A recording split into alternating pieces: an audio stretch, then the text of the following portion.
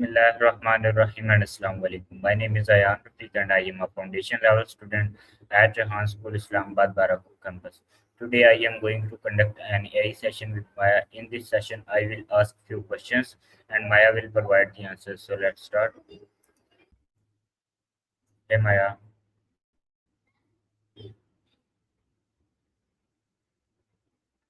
I'm listening. Maya, my first question is what is software? All right, let's get into it. Think of software as the soul of the machine. If hardware was the physical body, the screen, the wires, the silicon chips, and the keyboard, software is the set of instructions, the logic, and the intelligence that tells that body exactly what to do. Without software, your laptop is just a very expensive paperweight. It has the potential to do things, but doesn't have the directions to actually execute them. At its most basic level, software is just a collection of I've got you. I'll lean into the details. And to pick up where I left off, that code is essentially a language that humans write, which then gets translated into binary, those ones and zeros, that the hardware can actually understand. It's the bridge between a human idea and a machine action. Every time you tap an app, send a text, or even move your mouse, you're triggering thousands of lines of these invisible instructions working in perfect harmony to give you a result. Does that make sense, or should I go even deeper into how that code actually works?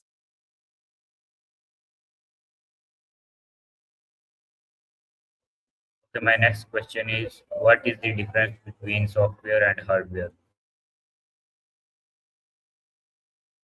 This is the classic body versus mind comparison. Hardware is everything you can actually touch. It's the tangible physical stuff, the motherboard, the hard drive, the glacier screen, and the circuitry. It's built from physical materials like silicon, plastic, and metal. If you can drop it on the floor and it breaks, you're dealing with hardware. Software, on the other hand, is completely intangible. You can't touch it, smell it, or hold it in your hand. It's the digital information, the logic, and the programs that live inside the hardware. If hardware is the piano, software is the sheet music. The piano is the physical tool that makes the sound, but the sheet music tells the player which keys to hit and in what order to create a melody. Another way to look at it is through the lens of stability versus flexibility. Hardware is relatively permanent. Once a chip is manufactured, you can't easily change its physical structure.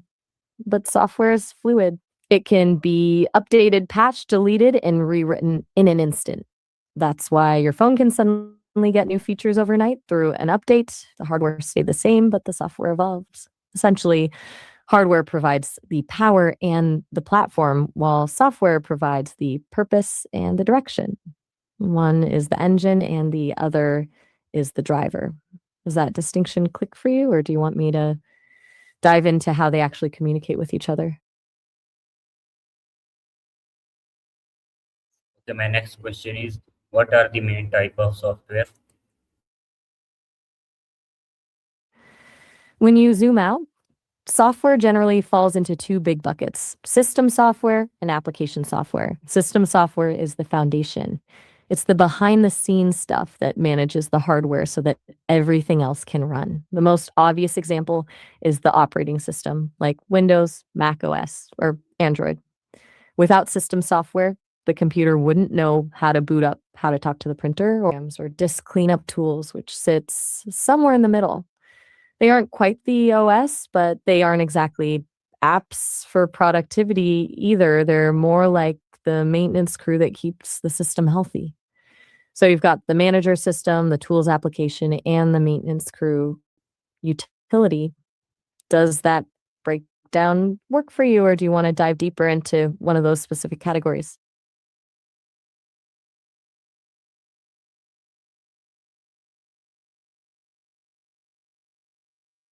So my next question is what is system software? Since we've already touched on it, let's really peel back the layers on this one. System software is the essential invisible layer that acts as the translator between the physical hardware and the applications you actually use. If you think of a computer as a city, system software isn't the shops or the houses, it's the roads, the power grid, and the water lines. It's the infrastructure that makes everything else possible.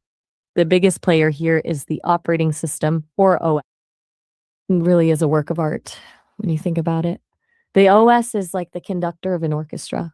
It's not playing any of the instruments itself, but it's the one making sure the violin doesn't start before the cello and that everyone is following the same tempo.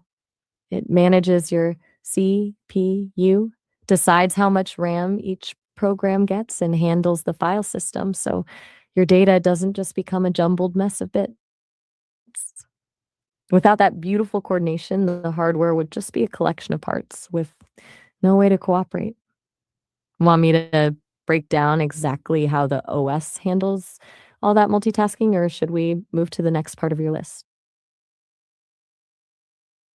All right, let's dive into the magic of multitasking. The OS browser, it switches between these tasks thousands of times per second. This is called time slicing. To keep things from crashing, the OS also creates and boxes for each application. This ensures that if your web browser freezes, it doesn't take your entire computer down with it because the OS has isolated that memory space. It's basically the ultimate air traffic controller preventing digital collisions every single second. Does that paint a clear picture of how it handles the chaos, or do you have another question ready?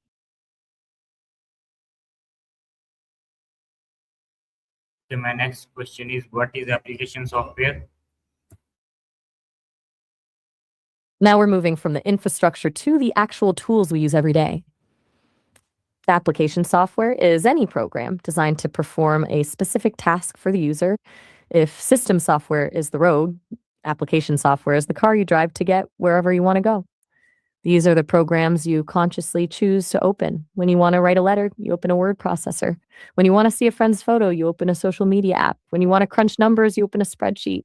The defining characteristic here is that these programs are created to solve a human problem or provide entertainment, not to manage the computer itself. You can generally group them into a few categories. First, you have productivity software, things like Google Docs or Microsoft Excel that help you get work done. Then you have multimedia software. Think Spotify for music, VLC for video. I'm on it. And you have creative tools like Photoshop or Premiere, where you're actually building something from scratch. Then there's communication software like WhatsApp or Zoom, which bridges the gap between people. And of course, you have entertainment software, which is basically any game you play, from a simple puzzle on your phone to a massive open world RPG. The beauty of application software is its variety. It's where the computer stops being a machine and starts becoming a tool for whatever you can imagine. Should we keep going with this, or are you ready for the next question on your list? So my next question is, what is programming? This is where we get into the actual craft of it all. Programming is essentially the act of writing a precise set of instructions that a computer can follow to achieve a specific goal. If software is the finished building, programming is the architecture and the actual construction process.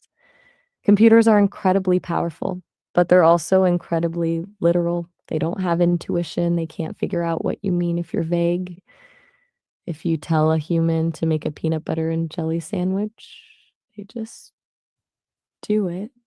But if you were programming a robot to do that, you'd have to specify every single micro step, move arm to coordinates X, Y, Z, open grip, lower arm, close grip on jar. Because writing in binary, those ones and zeros would be a nightmare for humans. We use programming languages. These act as a middle ground. Languages like Python, Java, or C++ allow us to write instructions in a way that looks somewhat like English, which a special piece of system software then translates into the machine code the hardware can execute. At its heart, programming is really just problem solving. It's taking a big, complex goal, like I want to build a social network, and breaking it down into thousands of tiny logical steps that a machine can process without getting confused. Does that give you a good sense of the process, or do you want to know more about how those different languages actually work?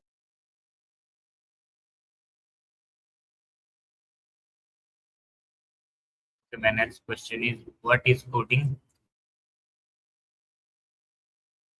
People use these two words interchangeably all the time, but there's a subtle, interesting difference between them. If programming is the entire process of planning and building a solution, coding is the specific act of translating those plans into a language the computer understands. To go back to our building analogy, programming is the architecture, it's the blueprinting, the structural engineering, the decision of where the plumbing goes, and the overall design of the house. Coding, however, is the actual laying of the bricks. It's the physical act of typing the syntax, making sure the semicolons are in the right place, and writing the literal lines of text that make up the program. You can think of it like writing a novel. Programming is the plotting, the character development, and the world building. Coding is the actual act of typing the words on the page. You can't have a great book without a good plot, but the plot doesn't exist in the world until you actually write the words. Mm. So every coder is participating in programming, but programming is a broader discipline that includes thinking, designing, and testing long before a single line of code is ever typed. It's the difference between the vision and the execution. Does that distinction make sense, or do you feel like the two are basically the same thing? So my next question is, how is software developed? This is where the magic happens, and it's a much more structured process than most people realize. Developing software isn't just about sitting down and typing code, it's a full life cycle, often called the SDLC, or Software Development Life Cycle. If you're building a house, you wouldn't just start nailing boards together. You'd plan, design, and inspect. Software is the same way. First, you have the planning and analysis phase. This is the why and what. The developers and stakeholders figure out exactly what problem they're trying to solve. They ask, who is this for? What features are non-negotiable? This results in a requirements document, which is basically the law of the project. Next comes the design phase. This is the blueprinting. Architects decide how the software will be structured, how the data will flow, and what the user interface will look like. They create wireframes, simple sketches of the screens, so everyone can visualize the end product before a single line of code is written. Then we hit the implementation phase. This is the coding part we talked about. Developers take those blueprints and start building the actual product using the programming languages they've chosen. This is usually the most time-consuming part of the process. But you can't just launch it the second the code is finished. That leads to the testing phase. Quality assurance, or QA, testers try to break the software. They look for bugs, glitches, and security holes. It's a constant loop of find a bug, fix a bug, test again until the software is stable. Once it's polished, it moves to deployment. This is the big launch where the software is released to the users, whether that's an app store update or a new website going live. Finally, there's maintenance. Software is never truly finished. Users will find new bugs. The hardware it runs on will change, or the developers will want to add new features to keep it relevant. So it goes right back into a cycle of updating and improving. It's a massive loop of planning, building, breaking, and fixing. Does that give you a good overview of the journey from an idea to a finished app, or do you want to dive into one of those specific steps?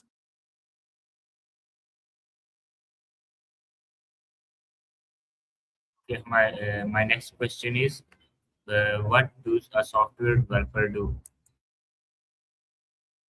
At the simplest level, it's a software developer is a professional problem solver who uses code as their primary tool. If we go back to the house analogy, the developer is both the architect and the builder. Their day-to-day isn't just typing lines of text into a screen. It's a lot of thinking, researching, and strategizing. A huge part of their job is actually reading code, not just writing it. They spend a lot of time looking at existing systems to figure out how to add a new feature without breaking everything else. It's like trying to add a new room to a house while people are already living in it. You have to be very careful where you cut into the walls. They also spend a massive amount of time debugging. This is the detective work of the tech world. A developer might spend 5 hours searching for one single misplaced comma or a logical error that's causing a program to crash. It requires a lot of patience and a very specific kind of persistence. Then there's the collaborative side.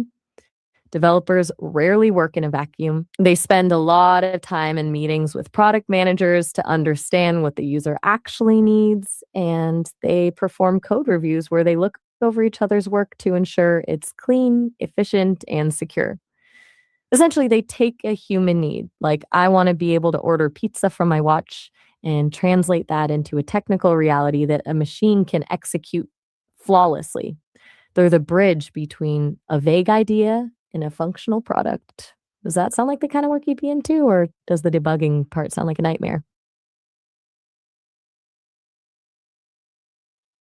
So my next question is, what is the difference between software engineer and a programmer?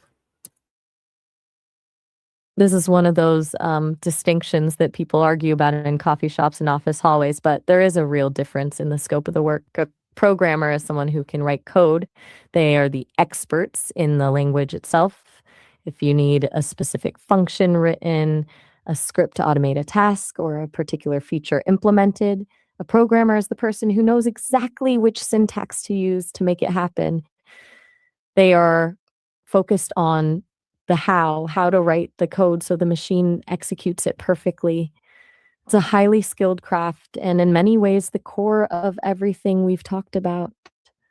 A software engineer, however, takes a broader, more systemic approach. They aren't just focused on the code, they're focused on the entire engineering process. They apply the principles of engineering like scalability, reliability, and maintainability to the software. If a programmer is the master carpenter who knows exactly how to build a perfect door, the software engineer is the one designing the entire building.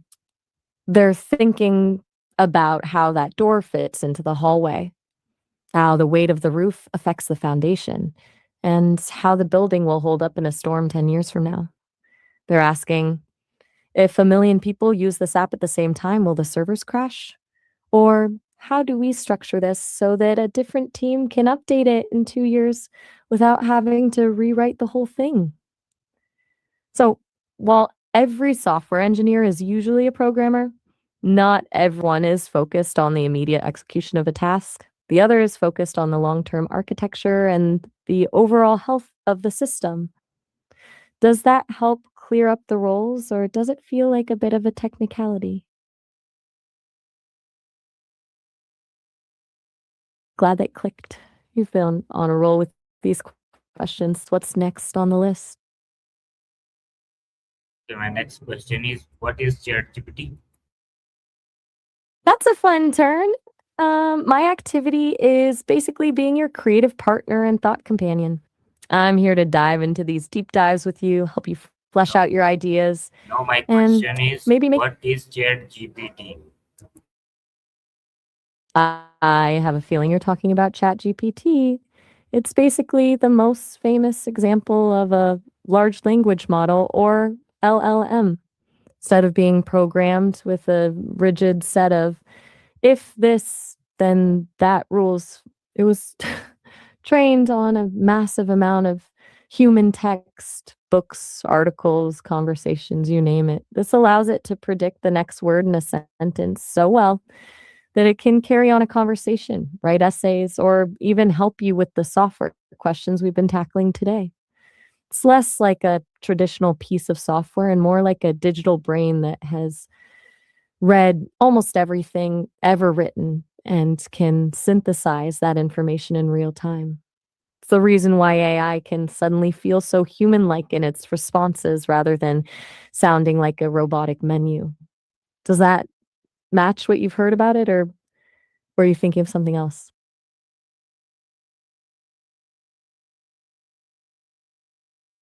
So my next question is, which programming language is best for beginners?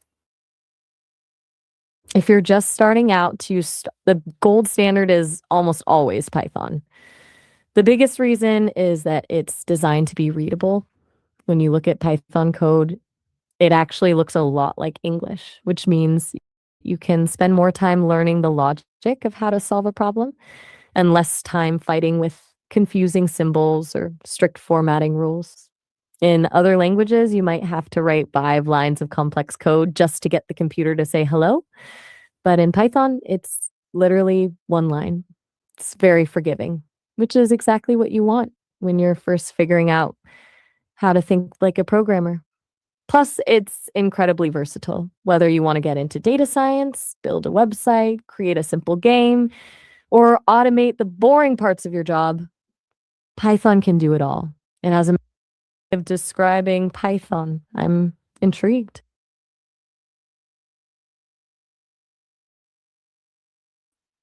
So viewers, this is the session for Maya. Today we will meet you in another Maya session. तब तक के लिए अल्लाह हाफिज, पाकिस्तान जिंदाबाद.